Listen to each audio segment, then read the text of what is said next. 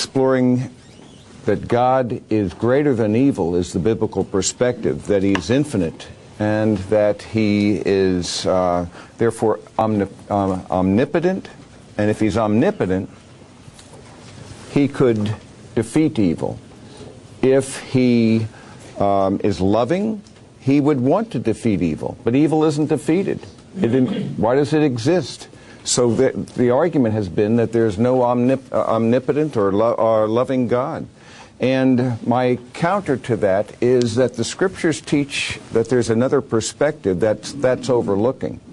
And that perspective is that evil can have a purpose, though God's not the one who's responsible for its commission. Nevertheless, there is the biblical perspective that evil and suffering can actually become redemptive, that there is something to this, that there's a mystery to this. And the arrogance of supposing that just because I do not understand something must mean that it cannot be so, especially when it comes to these areas of mystery, I think would be a real mistake. These are mysteries, and that's why I'm going to be arguing. We're not going to fully understand this whole situation. We deal with the issue of why did it get started and why doesn't it stop? The problem of causation and the problem of cessation are ones we have to wrestle with, and the Scriptures give us perspective on both, and this is what's very important. That which we could not have known on our own, at least the Scriptures give us a point of view, a perspective, a divine orientation. If we did not have God's revelation, I would be by this time quite cynical. In fact, apart from the revelation of God, I'd probably be on heavy meds, but that's another matter. As I look around at the world here, but because evil would be a great mystery. In fact, I'd be almost afraid to use the word evil because it would imply that there's an absolute for good. You see, because you can't use that word without implying that there must be something good. But what is good and what's evil? If there is no God, then there is no basis for saying that one thing is moral or another is not. You can't turn an is into an ought on that basis. So you have this dilemma that both sides of the argument, everybody has a problem with evil. Everybody has to wrestle with this in one way or another. It's not just specifically the Christian. In my view, only the biblical perspective gives us a basic solution and an anticipation of the cessation of evil in a very decisive manner, where God will defeat it. We know about the causation, and we recognize that we really are in a process, a long spiritual preparation of humanity. And one theologian, David Hart, wrote in the Wall Street Journal that we live in the long, melancholy aftermath of a primordial catastrophe. That's a good description of where we are, the long, melancholy aftermath of a primordial catastrophe, because the fall was catastrophic. It led to a breakdown, a separation on every level. It led to a separation between humanity and the one who made him. God Himself. There was a spiritual separation, a vertical separation. In the day you eat thereof, you shall surely die. And death in Scripture does not speak of annihilation. Death speaks of separation. And that separation, that spiritual death, would then lead to a physical death. And so that you could even say, from the biblical perspective, that physical death and pain and sorrow and suffering and evil are really actually in a way, negative sacraments. If you define a sacrament as an outward and visible sign of an inward reality, a negative sacrifice then would be, sacrament, would be that sin and death and evil are actually outward manifestations of an inward, not a grace, but an inward corruption.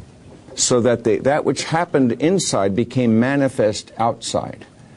And the concept here then is that the loss of our relationship with God produced then this separation between ourselves with Him, and even led to a physical death and a disease death environment. But furthermore, it led to alienation or separation on another level between ourselves and ourselves, where we really are now conflicted within ourselves, are we not? We find ourselves doing things we don't want to do, and saying things and thinking things along those lines. We all find ourselves conflicted. There seems to be a split.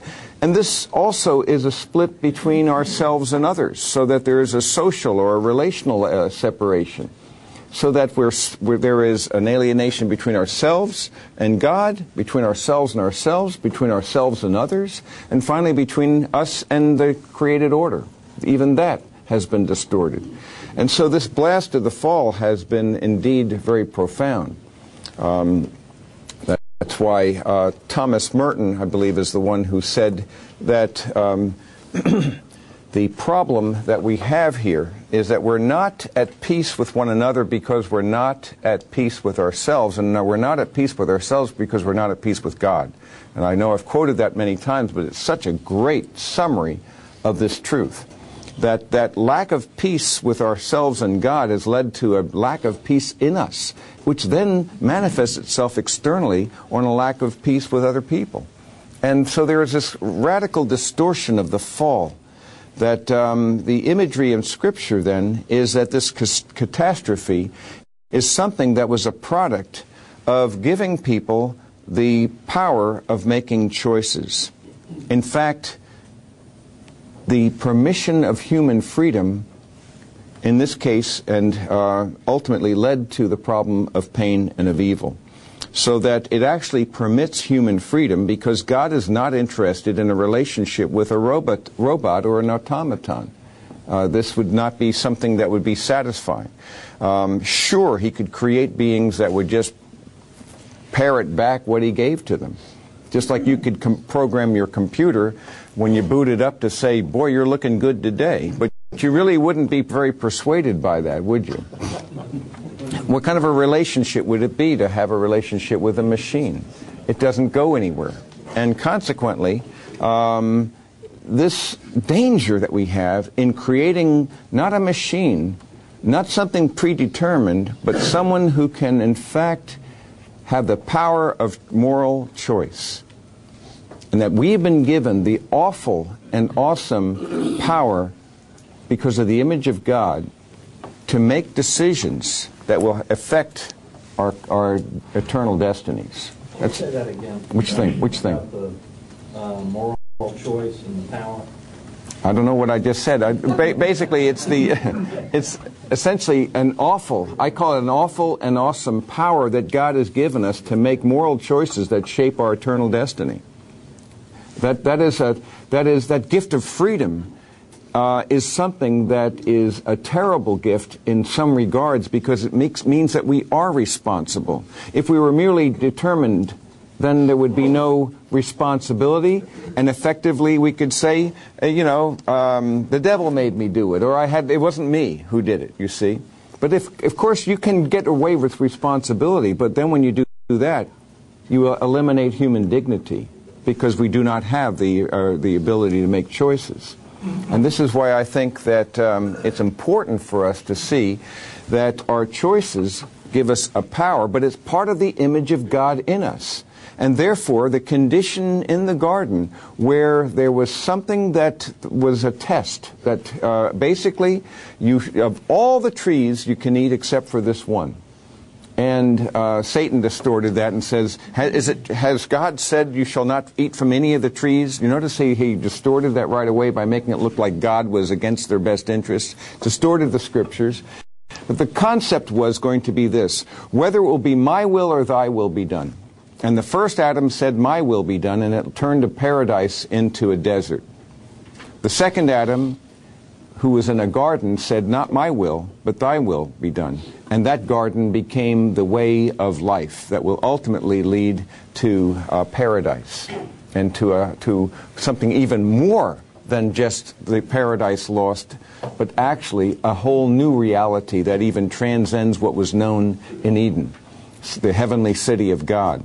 So that the thy will be done and the my will be done is the real issue between the two different Adams. And ultimately, God's point is that you, at the end of the day, get to make that choice. At the end of the day, there are going to be two kinds of people, as C.S. Lewis put it. Those who say to God, thy will be done, and those to whom God says in the end, thy will be done, even to the bitter end. You see, God has given us this power to reject His loving overtures. And that's the risk of relationship. It's the risk of love. Love, by its nature, cannot be coerced. It cannot be demanded. It is something that is a gift. It is a grace. It is something that one must volitionally give. And therefore, it's something that we cannot expect another person necessarily to reciprocate our love in the same way we have for them. That's where pain comes in relationships. Again, relationships are the most wonderful things on the planet, but they're also the most painful things. Would you agree with that? I mean, when I think about